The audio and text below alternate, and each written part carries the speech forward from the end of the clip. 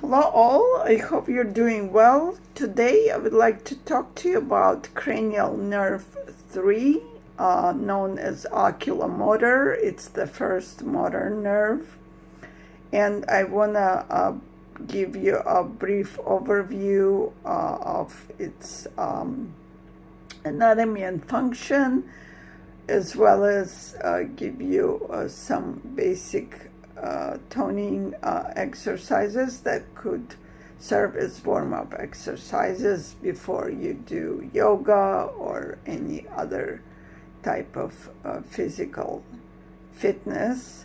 So to start with this, I would like to again refer you to a diagram that I have provided of cranial nerves in the post section on this channel.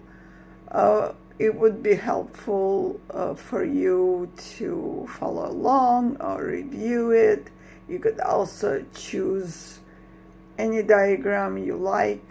If you search the web, you would probably find many available there. So I'll be reading some of the information to make sure I don't miss something that I wanted to share with you. So please bear with me. So the oculomotor nerve, it originates in the midbrain of the brainstem from two places that are called nuclei.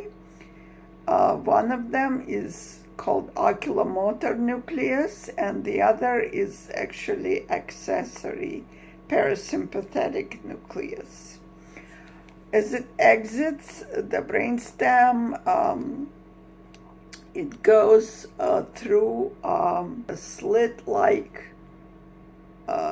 fissure to reach the eye orbit. The oculomotor nerve controls 4 of the 6 muscles that control the movement of the eyeball, and the muscles that it controls are called superior rectus. Rectus meaning straight, and we have many recti on the different parts of the eyeball. There's the levator palpebrae superioris, and I'll tell you what the functions would be in just a moment. And then you have dorsal, medial, and ventral recti. These are just on different sides of the eyeball. Ventral oblique, oblique meaning it goes at the angle instead of straight. And last but not least is the sphincter pupillae muscle, which is actually a tiny muscle around the pupil that I will get to in just a moment. So at this point, I want to give you some extra information. If you'd like to know the innervation, or you're learning about it, of the eye muscles, extraocular eye muscles, there is a formula that our anatomy professor used to teach it. It's sort of like a chemical formula that serves as a mnemonic representing this innervation of extraocular muscles, and I will put it in the description section below this video so you could refer to it. Basically, it goes like letter L, capital letter L, capital letter R, number 6, then you have parentheses. Inside the parentheses you have letter S, again capital letter S, capital letter O, and number 4. And after the parentheses, you have number 3. And I'll tell you what these mean. LR6 mean lateral rectus muscle, is supplied by 6th cranial nerve, SO4 inside the parentheses means superior oblique muscle, which is supplied by the fourth cranial nerve. And number 3 is the third cranial nerve, supplying 4 of the other extraocular muscles, which I've just described to you. So going back to the functions of the oculomotor nerve, what it does for you is obviously moves the eyeball in different directions, but it also helps with other movements. So one of them is eyelid movement.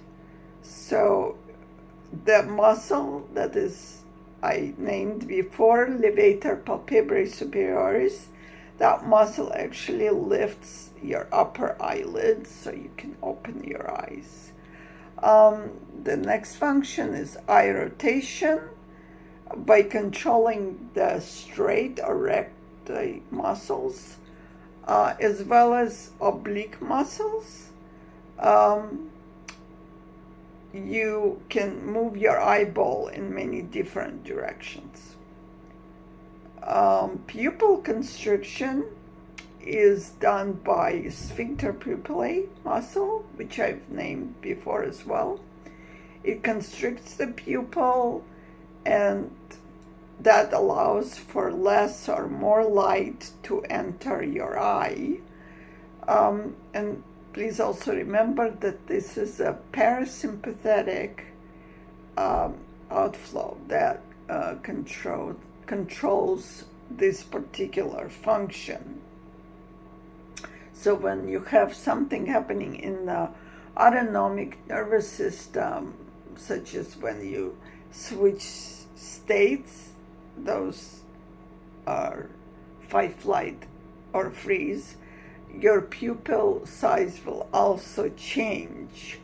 And I wanted to bring this up here as just interesting fact to notice, to know. The other function that is performed because of the actions of oculomotor nerve is lens shape. So by controlling the ciliary muscle, which adjusts the shape of the lens, you could focus on objects at different distances. And I did do a video on focusing, actually at least 2 videos, which I did under the, when I was talking about the sense of sight.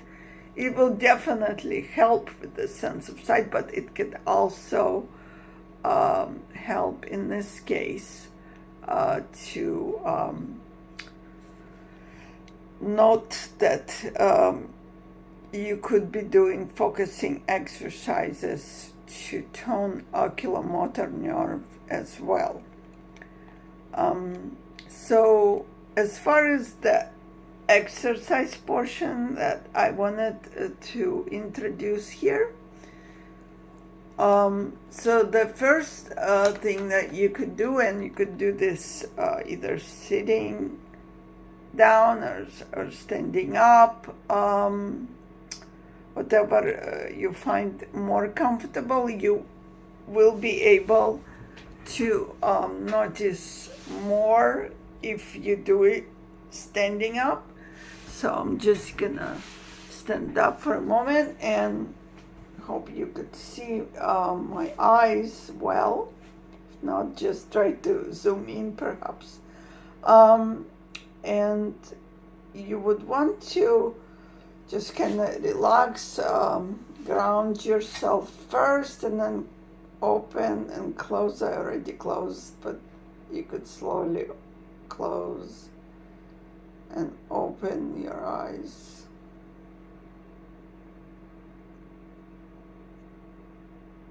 And as you do that, notice what happens in your body. If you feel into it, you could sense if any other muscles get engaged, or there are any like sensations in your inside the skull, or any engagement of neck muscles, back muscles, feet. So this is one of them. The other is exercise that you can do is just staring at the tip of your nose for a little bit. See if you could do it one eye at a time.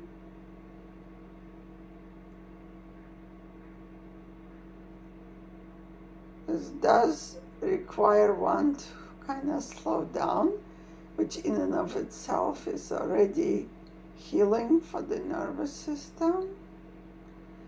Just also notice, with each exercise, notice what you're feeling.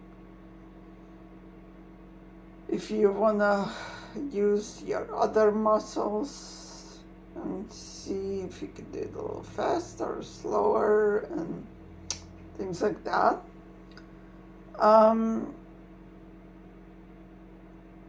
The other thing that could be helpful is just focusing on objects far and near, and just switching your gaze.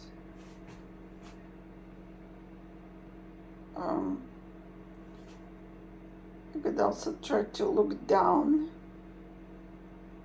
Just try to point your eyes down without having to engage other muscles, but notice what muscles tend to become engaged. And just kind of try and relax and see what's happening.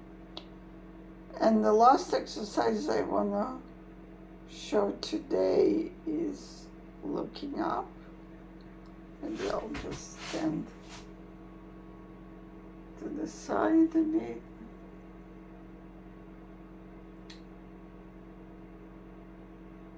And also I'll turn around.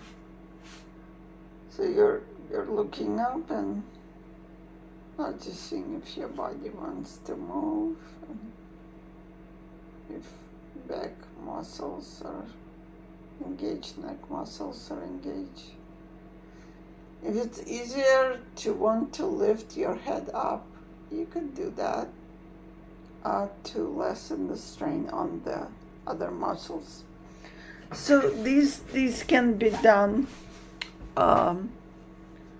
regularly, and it doesn't have to take a lot of time, but definitely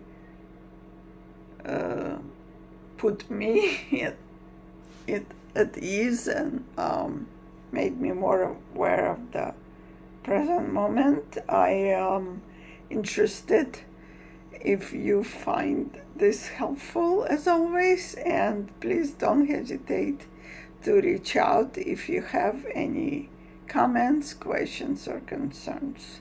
Thanks.